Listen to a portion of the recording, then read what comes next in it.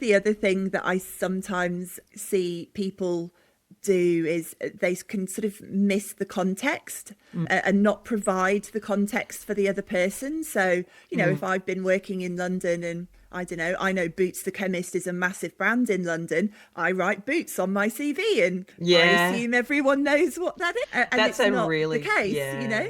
Yeah, a really good point, because I will often say to people, you have to not just position yourself, but often you'll have to position the brand that you've been Yeah, working for, because if it's unknown, to find yeah. a local brand that actually represents that, or represents the challenges that you've been solving. So I'll often talk to people and say, don't talk to me about your title, talk to me Yeah. about the challenges that you had to solve, because that's what's transferable. That's what's, been working for a market leader who's had a new competitor come into the market. It's been about holding ground, holding our positioning. It's been about looking at, extracting more value from certain product lines or channels or whatever. That's all relatable. It doesn't Yeah. matter what the brand is. Yeah. So, Yeah. thinking about how you tell your story is really important there.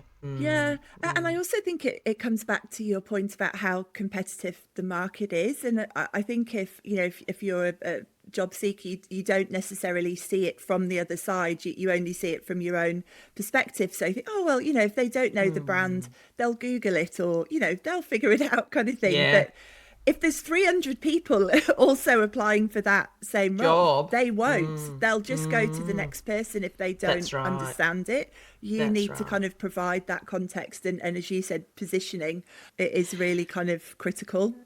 Yeah, and language is so important. And probably as an ex-teacher, I come back to, some of those fundamentals around how you're communicating things. But, we all fall into acronyms. We all fall into, sayings and phrases that are just kind of understood in the culture that we're in.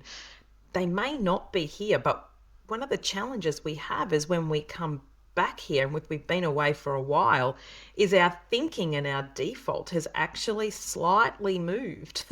And so we have to really think about the words and the phrases and the stories that we choose to tell.